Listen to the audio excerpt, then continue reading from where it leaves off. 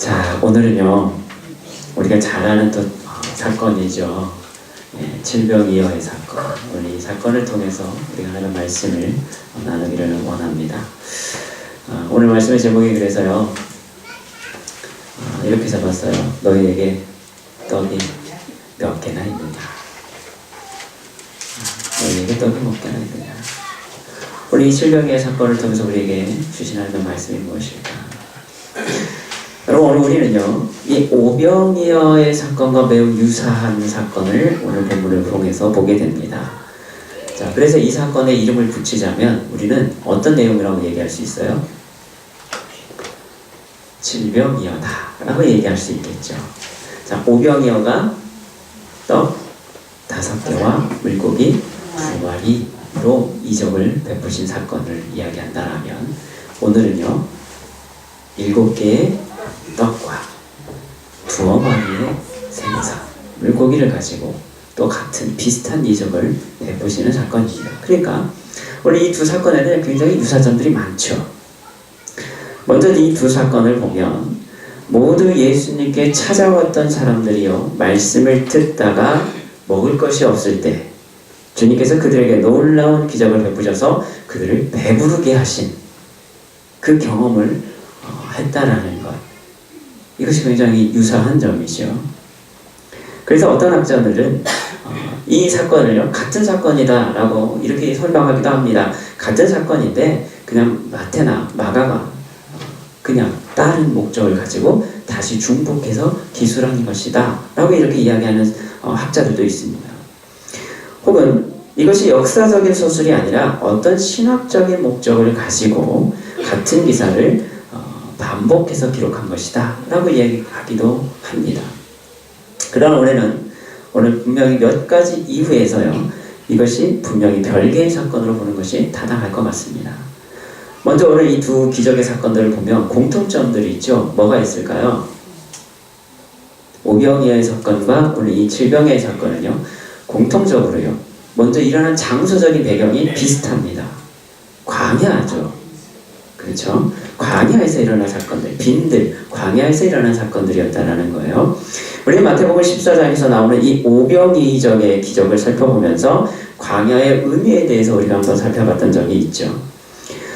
물론 마태복음 14장에 나오는 이 오병이의 사건에는요 떡 5개 그리고 물고기 2마리였고, 오늘 사건은 떡 7개와 작은 생선 2마리.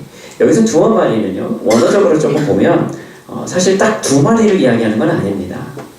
조금 더 정확하게 이야기하면 약간 적은 정도의 생선을 의미하는 단어예요. 그러니까 우리식 표현을 그냥 2마리 하면 그냥 조금밖에 없다, 여러분 이런 표현으로 이해하시면 되죠. 어쨌든 이 약간의 생선을 의미한다라는 거예요. 그리고 각각의 사건에서 조금 차이점이 있다면 뭡니까? 사람의 숫자의 차이가 있어요. 그렇죠. 오병이어에서는 몇 명이요? 5,000명의 무리들. 그렇죠. 성인 남자만 했을 때 5,000명. 오늘 본문에서는 4,000명을 이야기합니다. 그런데 여기 있어서 우리가 결정적인 차이가 또 하나 있어요. 이 두 사건의 차이 가운데 결정적인 차이 가운데 하나는 뭐냐면 바로 이 장소의 차이입니다. 무슨 말이냐면, 자, 오병이의 사건이요 어디서 일어났어요? 광야긴 하지만 갈릴리 호수 근처에 사실은 유대 지역에 가깝다고 우리가 볼 수 있어요.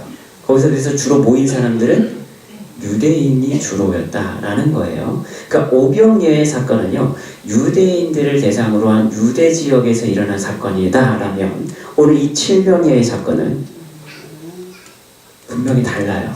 왜요? 지금 주님이 어디 계세요? 이방의 땅에 계시는 거예요. 이방 지역에 있는 광야예요. 그러니까 갈릴리 호수를 중심으로 이 북쪽이냐 남쪽이냐, 여러분 이 차이가 분명히 있습니다.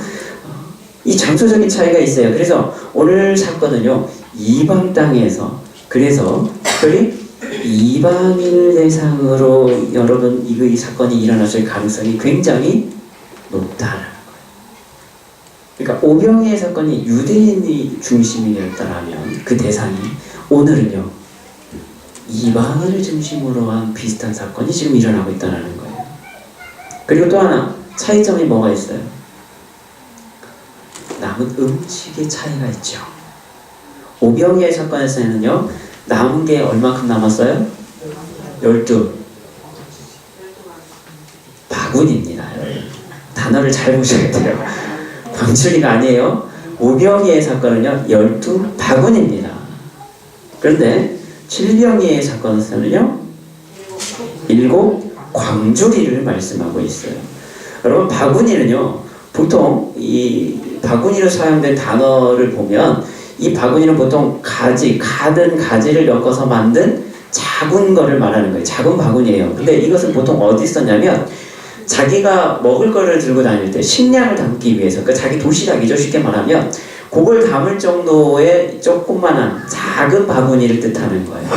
여기서 이 12바구니 할 때 바구니는 그것을 여러분 주로 이제 먹을 거를 잠깐 이렇게 들고 다닐 때 사용하는 것이 바구니. 그런데 광주리는 물고기나 과일들을 담기 위해서 사용하기 위해서 주로 골풀 줄기나 혹은 갈대를 이용해서 엮어서 만든, 그래서 바구니보다 훨씬 큰 그릇을 여기서는 광주리라고 이야기를 합니다. 그래서 광주리 중에는요, 사람이 들어갈 만큼 큰 것도 있었다고 그래요. 어쨌든 이와 관련해서 우리가 또 재미있게 생각해 볼 수 있는 건 뭐냐, 여기 나오는 숫자적인 의미예요. 오병이에서는요 12 바구니죠.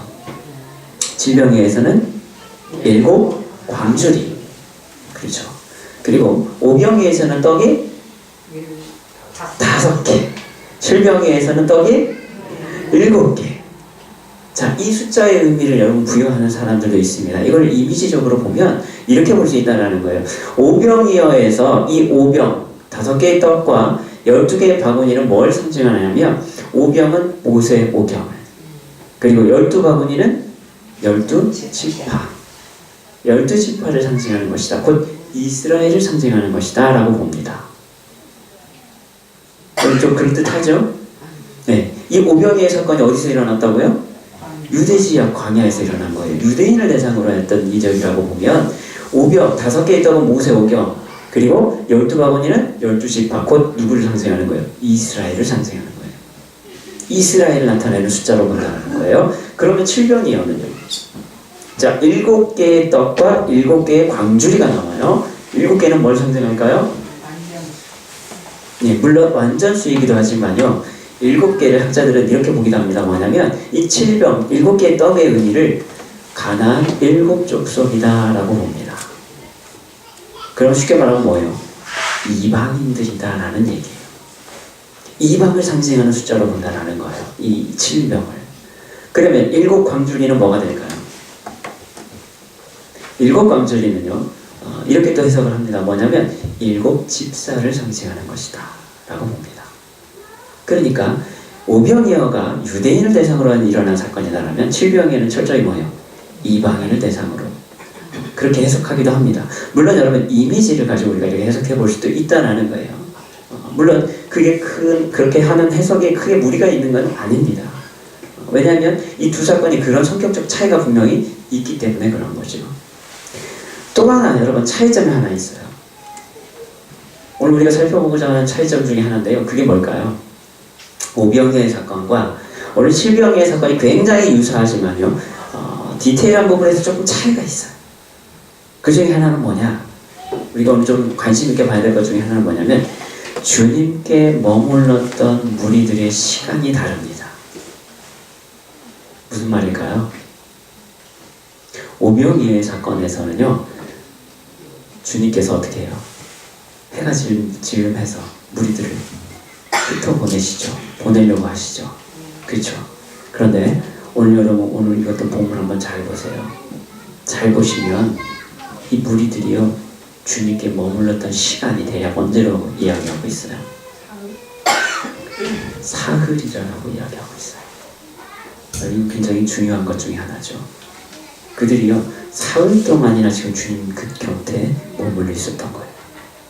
주님이 어떻게 할 정도로, 걱정하실 정도로, 집에 갈 때 기진해서 쓰러질까 봐 걱정하실 정도로 사흘이 머물러 있었다라는 거죠.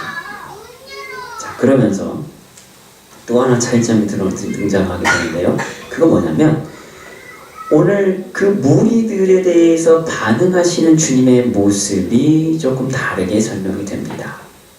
이게 무슨 말이냐면 오병이의 사건 때는요, 주님께서 무리를 돌려보내시려고 할 때 여러분 그들의 배고픔에 대해서 누가 얘기를 해요? 마태복음에서 보면 뭐라고 얘기하죠? 제자들이라고 얘기를 해요. 제자들이 그 사람들이 먹을 게 없다고 이야기를 하죠. 주님, 이 사람들 먹을 걸 구할 수가 없는데요. 이야기하는 것이 제자들이었어요. 제자들이 주님께 건의를 하죠. 그런데 오늘은요, 주님께서 제자들을 불러서 내가 이 사람들이 배고파서 기진할까봐 내가 그게 참 불쌍하게 보인다라고 먼저 주님께서 말씀을 하시는 거예요. 이 차이가 있습니다. 그렇죠? 네. 오늘 여러분, 그래서 우리가 분명히 이 오병이의 사건과 굉장히 유사하지만 분명히 다른 사건인 이 질병의 사건을 통해서 마태가 왜 비슷한 사건을 중복해서 오늘 우리에게 말씀하고 있을까? 여러분, 그것을 우리가 좀 깨닫기를 원합니다. 먼저 그래서 우리는요, 오늘 주님께서 그들에게 보여주신 그 반응에 집중할 필요가 있다는 거예요. 오늘 이 내용을 통해서 우리가 첫 번째로 나누기를 원하는 게 뭐냐? 첫 번째는 이겁니다. 제가 여러분과 나누고 싶은 건 이거예요. 뭐냐면 주님은요, 우리를 살펴주시는 분이시다라는 거예요. 그게 32절의 말씀 보면요, 이걸 통해서 우리가 생각해 볼 수 있어요. 내가 무리를 불쌍히 여기노라. 그리고 또 하나, 굶겨보내지 못하겠노라. 주님이 먼저 제자들에게 지금 오늘 이 말씀을 하십니다. 이들이 누군데요? 이방인들이었다라는 거예요. 근데 그 이방인들을 바라보는 주님의 마음이 바로 이와 같았다라는 거예요. 주님이 먼저 그 제자들을 부르시죠. 그리고 그들에게 내가 무리를 불쌍히 여기노라. 그들이 나와 함께 있은지 이미 사흘임에 먹을 것이 없도다. 길에서 기진할까 하여 굶겨보내지 못하겠노라 라고 말씀하십니다. 여러분, 이것이 우리를 바라보는 주님의 마음이다라는 거예요. 우리는 이미 마태복음 14장에서요, 오병이의 사건이나 혹은 그 앞에서 여러분 많은 이적의 사건들을 통해서요, 주님을 만나기 위해서 나온 많은 병자들을 통해서도 주님께서 그들을 얼마나 불쌍히 그리고 긍휼히 여겨주시는지를 우리는 살펴봤습니다. 여러분, 그렇습니다. 주님의 긍휼하심의 그 은혜와 우리를 향한 사랑과 자비는요, 오늘 한이 없는 줄로 믿습니다. 그 은혜가 있기에, 오늘 주님의 그 크신 사랑이 있기에 벌레 같은 우리조차도 여러분 또한 이렇게 믿음의 귀한 삶을 살 수 있는 것이 아니겠습니까? 오늘도요, 주님의 그 긍휼하심의 은혜가 우리 안에 충만한 줄로 믿습니다. 그 큰 죄인 같은 여러분 우리조차도 주님께서 품어주셨죠. 그리고 불쌍히 여겨주시는 주님이신 줄로 믿습니다. 그래서 그 주님을 붙드는 것, 그것이 여러분 참된 행복의 시작인 것이죠. 여러분, 오늘 주님의 우리를 붙드신 줄로 믿습니다. 우리를 살펴주시고 계시는 줄로 믿습니다. 나는 깨닫지 못하고 나는 알지 못한다 할지라도 주님은 오늘도 불꽃 같은 눈동자로 주님의 그 강하신 오른팔로 우리를 붙들고 계시는 줄로 믿습니다. 그런데 오늘 주님의 모습은요, 마태복음 14장에 있는 이 오병이에 있다고는 조금 다른 부분이 있다는 거예요. 오병이어의 때는 분명히 제자들이 먼저 주님께 요청을 합니다. 하지만 오늘 본문에서는 주님이 먼저 제자들에게 말씀하십니다. 길에서 기진할까 한다는 것이죠. 주님이 이렇게 말씀하신 것은 뭡니까? 이 무리가 이미 주님과 함께한 지가 벌써 사흘이 되었기 때문이었어요. 광야에서 여러분 사흘이나 주님의 말씀을 들으면서 주님과 함께한다라는 것, 여러분 이건 결국 쉽지 않은 일입니다. 여러분 한번 생각해 보세요.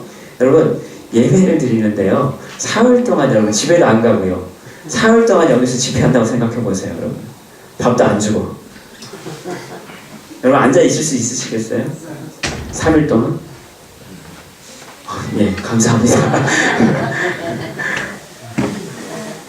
여러분 결국 쉽지 않다라는 거예요. 밥도 안 주고요, 3일 동안 앉혀놓고 예배만 드리게 하는 거예요. 말씀만 듣게 하는 거예요.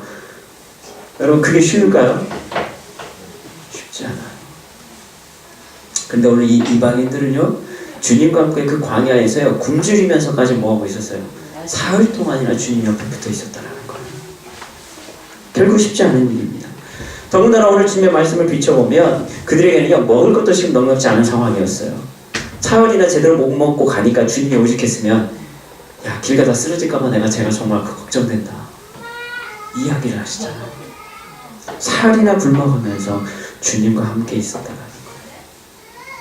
여러분, 우리는 과연 그런 삶을 살 수 있을까요? 오늘 하루 여러분, 우리가 한 시간 동안이라도 주님과 정말 동행하면서 주님만 바라보면서 아무 근심 걱정 없이 여러분 살아갈 수 있겠습니까? 과연 그럴 수 있으실까요? 쉽지 않잖아요. 그렇죠?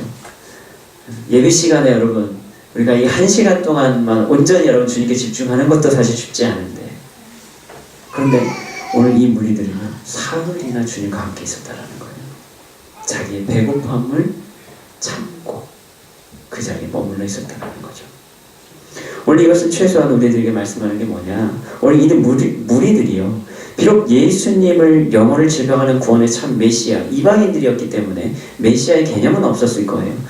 그것에 대해서는 잘 알지 못하지만 단순히 굶주림과 병에서 자기들을 해방하는 구원자로 인식하고 있었다 하더라도 오늘 예수님에 대한 그들의 기대와 신뢰는 결코 가벼운 것이 아니었다라는 것을 우리는 깨닫게 되죠. 그러니까 어떤 메시아적인 개념이나 이분이 하나님의 아들이다, 여러분 이런 개념은 이방인들에게는 없었을 거예요, 분명히. 그러나 분명한 건 뭐예요?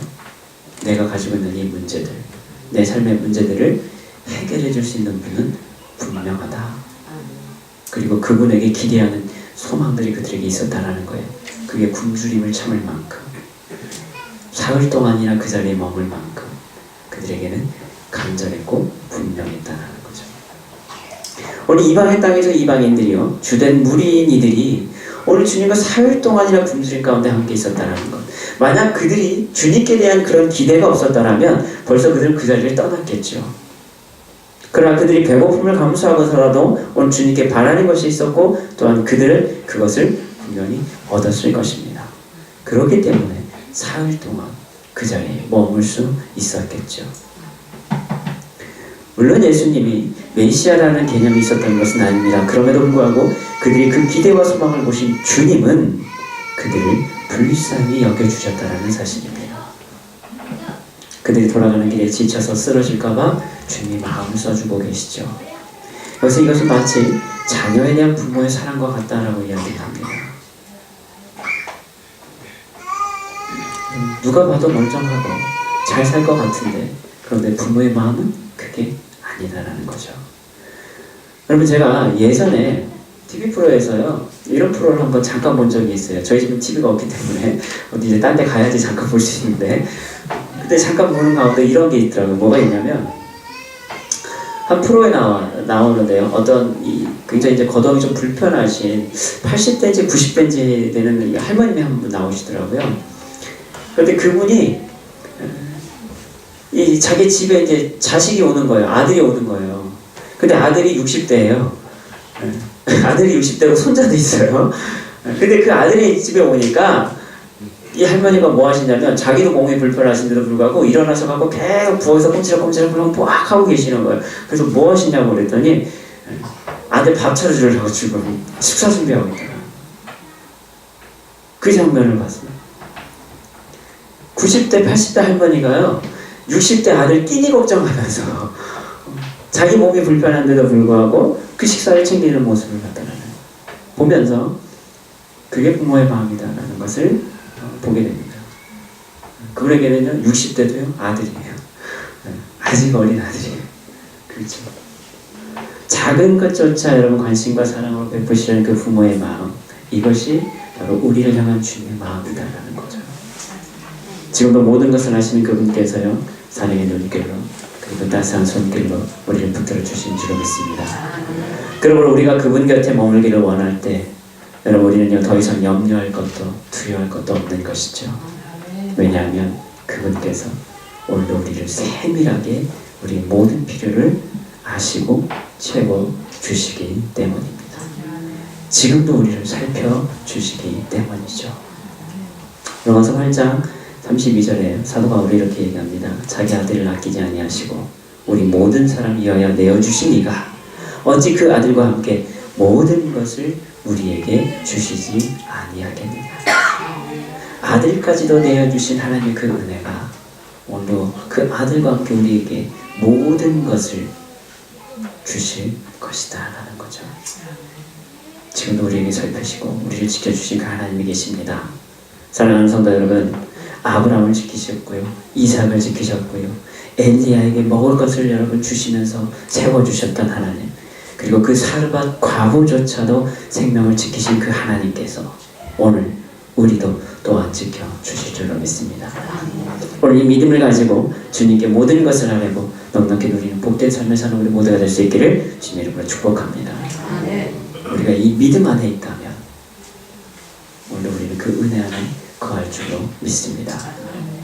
그렇기 때문에 오늘 이 시간 우리가 또한 나눠야 될 것이 있어요. 두 번째는 뭐냐면 내게 몇 개가 있느냐, 여러분 그것이 이제 중요한 것이 아니다라는 겁니다. 여러분 내가 지금 몇 개를 가지고 있느냐, 여러분 이게 중요한 게 아니다라는 거예요.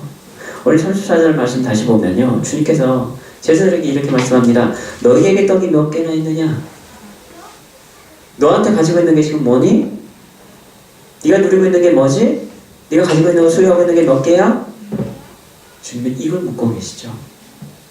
오늘 많은 무리들을 굶겨 보내지 못하겠다는 주님의 말씀에 대해서 제자들의 반응은요, 회의적이에요. 반응이 굉장히 냉랭합니다. 아니 주님, 광야에 있는데 우리가 어디서 이런 무리를 배부를 만큼 떡을 얻겠습니까? 어떻게 이 사람들 배를 채워줄 수 있겠습니까? 제자들이 지금 이렇게 얘기하는 거예요. 그리고 주님께서 그래서 그럼 너에게 떡이 몇 개나 있니? 라고 물었을 때 제자들이 뭐라고 말하는 거예요? 떡 7개와 작은 생선 2마리입니다. 여러분 이 말의 뉘앙스를 보면요, 요거밖에 안 됩니다, 이런 뜻이에요. 이거 가지고 저 사람들 어떻게 먹일 수 있습니까? 이런 의도를 가지고 지금 대답하고 있는 거예요. 요것밖에 없는 거예요. 여러분 근데 여기서요, 우리가 한 가지 이상한 점이 좀 있지 않으세요? 이상한 거 하나를 발견할 수 있어요. 왜냐하면요, 보세요. 자, 이와 굉장히 유사한 사건이요, 불과 얼마 전에 있었다는 거예요. 마태복음 14장의 오병의 사건을 분명히 제자들이 경험했습니다. 그렇죠? 지금 우리가 15장에서 이 질병의 사건을 또 봐요. 그런데 제자들이 이렇게 반응을 하고 있다는 거예요. 여러분 좀 이상하지 않으세요? 떡 5개와 물고기 2마리를 가지고 5,000명이 넘는 사람들을 먹였던 사건들을 제자들이 기억하지 못하는 걸까요? 이상하죠? 그쵸? 절대로 기억하지 못할 리가 없습니다. 왜요? 그 떡을 직접 나눠준 게 제자들이거든요. 자기들이 직접 나눠줬거든요. 뿐만 아니라 굉장히 오래된 사건도 아니에요. 무슨 몇십 년이 지난 거나 여러분 이런 사건도 아니에요. 불과 얼마 전이에요. 그러니까 이것을 기억 못할 리가 없죠. 그렇다면 오늘 우리는 여기서 다른 원인들을 한번 찾아볼 수가 있죠. 이들이 이렇게 반응할 이유, 왜 그랬을까? 그래서 카슨이라고 하는 신학자는요, 여기에 대해서 3가지 이유를 추론합니다. 첫 번째는 뭐냐? 만일 그들이 첫 번째 기적, 바로 이 오병이의 사건을 이야기하는 거겠죠? 그러면 이 첫 번째 기적이 메시아의 잔치에 대한 예견임을 알았다라면 그러한 특권이 이방인에게 확장되는 것을 원치 않았을 가능성이 있었다라는 거예요. 다시 말하면 뭡니까? 이방인에 대한 배타성을 가지고 그들이 그것을 얘기하지 않았다라는 것입니다. 쉽게 말하면 뭐예요? 이 천국잔치의 이 모습을 오병이의 사건을 통해 우리가 봤다라면 그 은혜는 누구에게만? 우리에게만, 유대인들에게만 임하여야 되지 이방인들에게는 주면 안 되는 거예요. 이방인들 저 사람들은 상종하면 안 되는 인간들인데 주님이 왜 사흘씩이나 여기 머물러서 저 사람들을 저렇게 고쳐주고 왜 말씀을 증거하는지 제자들은 이해할 수 없는 거죠. 그렇죠. 그래서 그랬을 수 있다라는 거예요. 그래서 일부러 알지만 모른 척 하는 것일 수 있다라는 거예요. 두 번째로 얘기하는 건 뭐냐? 요한복음 6장 26절에서 보면요, 여기서도 오병이의 사건 등장하죠. 예수님께서 무리들이, 그런데 그 사건 이후의 사건을 지금 다루는데요, 뭐라고 얘기하시냐면 많은 무리들이 오병이의 사건을 경험하고 나서요, 그 다음에 예수님을 많이 쫓아다닙니다. 그럴 때 예수님께서 그 무리를 보시면서 하신 말씀이 뭐예요? 너희들이 먹을 것 때문에 나를 쫓아온다라고 말씀하시죠. 책망하시는 장면이 나와요. 무리들이요 음식만 원한다고 책망하시는 그 모습을 제자들이 봤기 때문에, 그래서 제자들이 이제는 뭐예요? 그 주제를 꺼내려고 하는 것 자체를 아예 안 했다라는 거예요. 또 혼날까봐. 그래서 그냥 오병이어 사건이 있었지만 그냥 모른 척 했다라는 거예요. 얘네들도 그럴까봐 그랬다라는 거예요. 세 번째는 뭐냐? 제자들의 믿음이 부족하기 때문에 그러한 기적이 다시 일어날 것이라고 기대하기 쉽지 않았을 것이다 라는 거예요. 즉 제자들의 이 고질적인 불신앙의 모습이 오늘 예수님의 권능과 이적을 외면하게 만들었다는 거예요. 아무래도 세 번째 게 조금 우리가 더 집중이 되죠. 그러면요, 우리가 이제 여기서 한번 생각해 볼 게 있어요. 그건 뭐냐면, 우리는요, 먼저 제자들의 그런 불신앙이 어디에서 기인한 것인지를 생각해 볼 필요가 있다는 거예요. 오늘 이게 핵심이죠. 그러면 그들의 불신앙이 왜 그렇게 시작됐나? 아마도 어떻게 보면요, 우리 대부분도 똑같은 잘못을 하는 경우가 많다라는 거예요. 오늘 이 제자들의 모습과. 그게 뭘까? 오늘 주님의 이 질문 가운데 우리 힌트를 찾을 수 있어요. 네가 떡이 몇 개나 있느냐? 다른 말로 하면요, 우리는 이 말씀을 통해서 이걸 한번 생각해 볼 수 있습니다.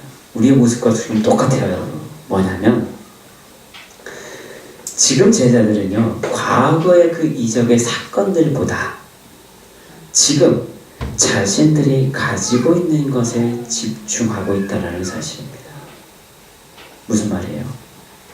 자신들에게 있는 것, 지금 우리에게 있는 건 뭐예요? 떡 7개와 작은 생선 2어머니밖에 없어요. 과거에 주님이 그 일들을 하신 거는 중요하지 않아요. 지금 나한테 몇 개 남았느냐가 중요한 거예요. 근데 여러분 잘 생각해 보세요. 이게 우리의 모습이다라는 거예요. 내가 지금 가지고 있는 이거 갖고 지금 절대로 지금 여기 있는 4,000명을 배불리 먹을 수 없다라는 것이 내 생각이고 내 판단인 거예요. 내가 가진 건 그만큼이다라는 거예요. 그런데 이들이 한 가지 생각하지 못했던 것이 뭡니까? 그들이 지금 누구와 함께 있느냐를 생각하지 못하고 있었다라는 거예요. 만약에 그들이요, 내가 지금 우리가 이만큼밖에 없습니다를 보는 것이 아니라 지금 우리가 그 일을 행하셨던 주님과 함께 있음을 그들이 의식하고 있었다라면 배불리 먹여야 되겠다라고 주님 말씀하셨을 때 그들이 전혀 걱정할 필요가 없어요. 왜요? 초반에 가신 주님인데 이번이라고 못 하시겠습니까? 당연히 그렇게 생각할 수 있어야 돼요. 그런데 우리 제자들은 우리 이거밖에 없어요. 주님, 우리 이거밖에 없어요. 이거 갖고 어떻게 먹입니까? 지금 그 이야기를 하고 있잖아요. 그렇습니다, 여러분. 사실 우리가 가진 것은요, 별거 없어요. 여러분 많이 가지고 계시나요? 별로 없어요.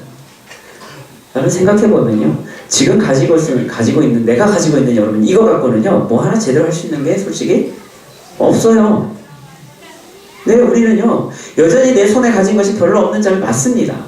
지금 내 손에 가지고 있는 내 것만 가지고, 여러분 그 손에 가지고 있는 것에만 우리가 관심 가지고 있다라면 진짜로 우리는요, 할 수 있는 게 더 없어져요. 내 손에 지금 붙잡고 있는 거, 여러분 그거 갖고 지금 뭐 할 수 있으세요? 지금 가지고 있는 거 갖고 여러분 뭐 할 수 있어요? 사실은요, 없어요. 별로 없어요. 많지 않아요. 내가 가진 것만, 여러분 그것에만 집중하고 그것에 내 생각이 지금 사로잡혀 있으면요, 우리는 주님을 볼 수 없게 되는 거예요. 그분의 권능과 능력을 볼 수 없게 되어버린다는 거예요. 내 상태를, 내가 가지고 있는 이 지금 붙들고 있는 이것을, 여러분 이것에 우리가 집중하면 우리는 아무것도 못해요. 내가 아파요? 내가 가난해요? 내가 없어요? 그런데 그것을 바라보고만 있으면 답이 없어요. 아무것도 못해요. 끝나요. 할 수 없는 게 당연한 거죠. 사랑하는 깊은 교회 성도 여러분, 내 손에 여러분 움켜진 것을 보지 마시고 너희에게 떡이 몇 개나 있느냐, 이것을 물으시는 주님을 바라보시길 바랍니다. 내 손에 여러분 몇 개가 있는지 여러분 이건 중요한 게 아니에요. 없어도 상관없어요. 지금 내 손에 뭐가 있냐는 중요한 게 아니에요. 얼마큼 있느냐? 여러분, 이게 중요한 게 아니에요. 몇 개인지를 모르시는 주님은요, 오늘 우리에게 그 사실을 지금 깨닫게 하시는 거예요. 너한테 몇 개나 있니? 하나니? 두 개니? 아니면 아무것도 없니? 아무 상관없다. 너한테 몇 개 있는지가 중요한 게 아니라 중요한 건 뭐예요? 네가 얼마나 가졌느냐가 그것이 중요한 게 아니라 너는 그것을 가지고 역사를 만드시는 주님께 맡길 수 있느냐? 이게 더 중요한 거다라는 거예요. 너 몇 개나 있냐고 묻는 여러분 주님의 의도에는 바로 이게 담겨 있어요. 네가 움켜잡고 있는 그거 몇 개인지 너한테 그게 아무 소용없다라는 거예요. 몇 개가 됐든 그런데 그것이 나에게 맡기면 내가 역사를 만들어갈 수 있다라는 거예요. 너한테 몇 개 있냐는 거예요. 너한테 몇 개 있냐 묻는 거는요, 많이 있니 적게 있니가 중요한 게 아니다라는 거예요. 오늘 주님 우리에게 그것을 묻고 계십니다. 믿음은요, 주님을 바라보는 것에서부터 시작이 되죠. 눈을 들어 여러분 산을 보시기 바랍니다. 우리 도움이 어디서 나옵니까? 우리 도움은요, 내 손에 움켜쥐고 있는 이것에서 나오는 것이 아니라 천지를 지으신 여호와께로부터 있는 줄로 믿습니다. 아멘. 내가 움켜쥐고 있는 여러분 이거 잡아봐야 요만큼밖에 안 돼. 이거 갖고 뭐 할 수 있냐라는 거. 근데 그 몇 개 있는 거 그거를 주님께서 우리에게 물어보시는 거예요. 너한테 몇 개 있니? 그거 나한테 맡길 수 있니? 이걸 말씀하는 거예요. 근데 여기서 우리가 또 한 가지 착각하지 말아야 될 게 있어요. 그게 뭐냐면 우리가 가진 작은 것을요, 주님 앞에 가져만 가면 무조건 주님이 뻥튀기처럼 뻥 늘려주실 것이라고 착각한다는 거예요. 이것은 여러분 참된 믿음이 아니에요. 오히려 주님을 이용해서요, 내 욕심을 채우려는 잘못된 믿음인 것이죠. 주님 나 요만큼밖에 없으니까요, 이거 가져가시고요, 요만큼 주세요. 여러분 이게 진정한 믿음은 아니죠. 가난한 과부의 두 렛돈처럼 여러분 작지만 모두를 드리는 믿음과 적게 드리고 많이 받으려는 여러분 욕심은 분명히 다른 것이죠.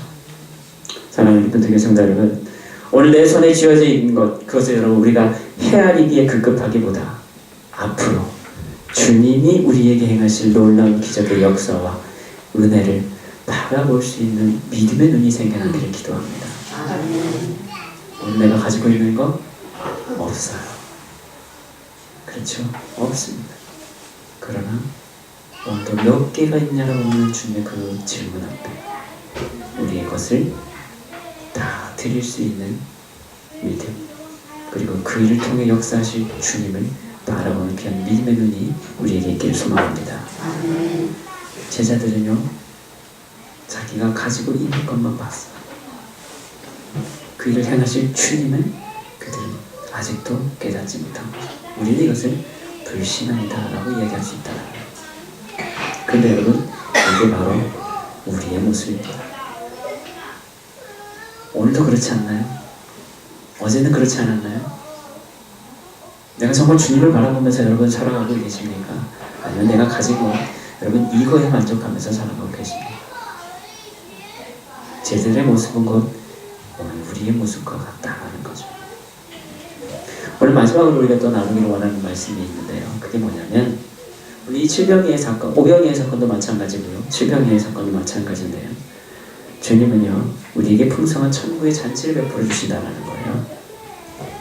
37절 말씀 보면요, 다 배불리 먹고 남은 조각을 7 광주리에 차게 거두었으며. 왜 주님께서 이들을 다 배불리 먹이셨을까? 오병이어 때도 마찬가지고 칠병이의 사건도 마찬가지고요. 굶주리고 배고픈 많은 사람들을 주님이 배부르게 먹이십니다. 자, 그 과정을 보면요, 오늘 본문도 이렇게 얘기하죠. 주님이요, 먼저 무리들을요, 땅에 앉게 하십니다. 앉게 하세요.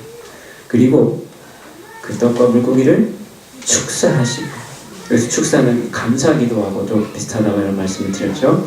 제자들이 그것을 또 어떻게 하세요? 나누게 하시죠. 그러자 다 배불리 먹고 많은 무리들이 남은 조각을 7 광주리에 차게 거두게 됐다라고 오늘 본문은 말씀합니다.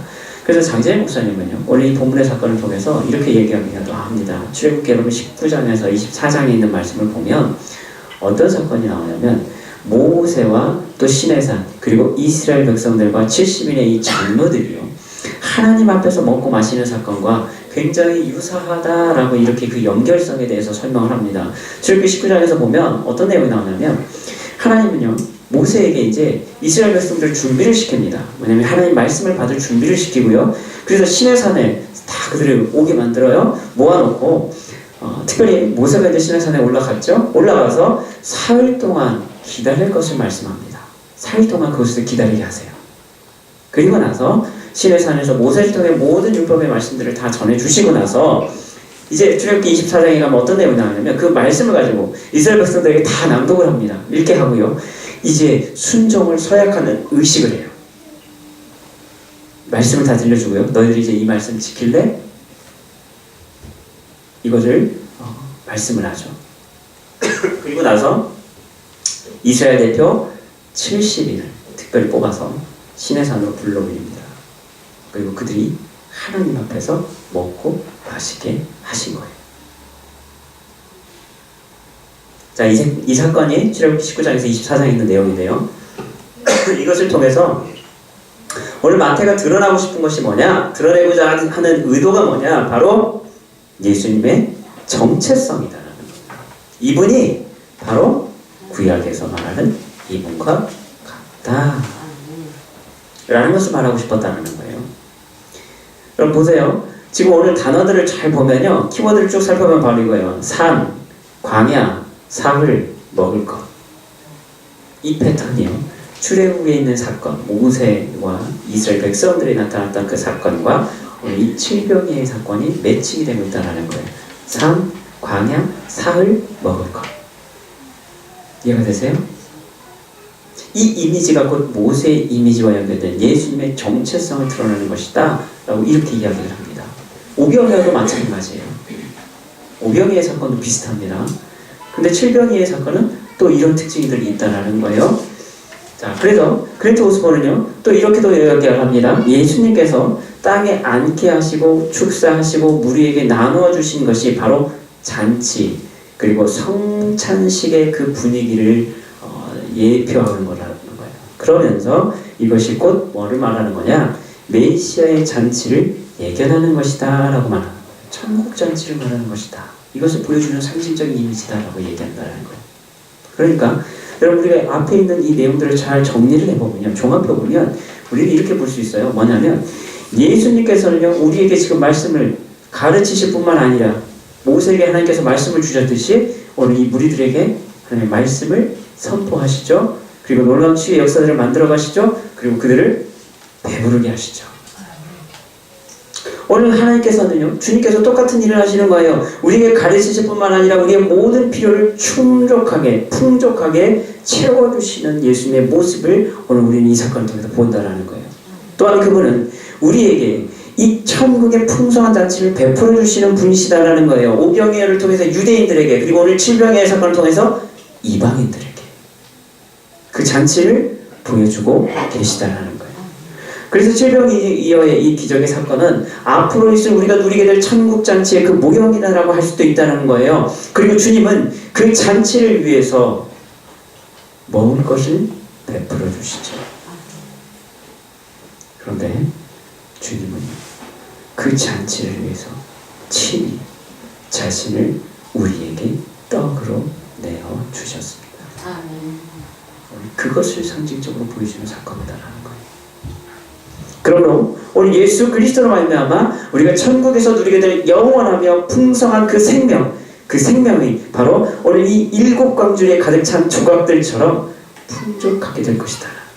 그 떡을 먹는 자들, 먹고 남는 것이 여러분 풍성하게 남게 될 것이다라는 거예요. 사랑하는 기독교 성도 여러분, 이제 우리가 이 풍족하고 배부름을 여러분 이 잔치에 참여하고자 한다라면, 그래서 오늘 우리는요, 주님이 주시는 이 떡과 포도주를 마셔야 합니다. 먹어야 됩니다. 오병이어와 질병이어의 이 사건의 핵심 바로 여기에 있어요. 주님이 친히 우리에게 먹을 것을 주셨습니다. 어떤 먹을 거예요? 영원한 생명이 이룰 수 있는 생명의 떡을 우리에게 주셨어요. 그 생명의 떡이 바로 예수님 자신이셨던 것이죠. 주님의 살과 피를 먹고 마셔야 됩니다. 그래야 길에서 쓰러지지 않고 지치지 않고 우리의 길을 갈 수 있다라는 거예요. 왜요? 그 떡이 생명이기 때문에 그렇습니다.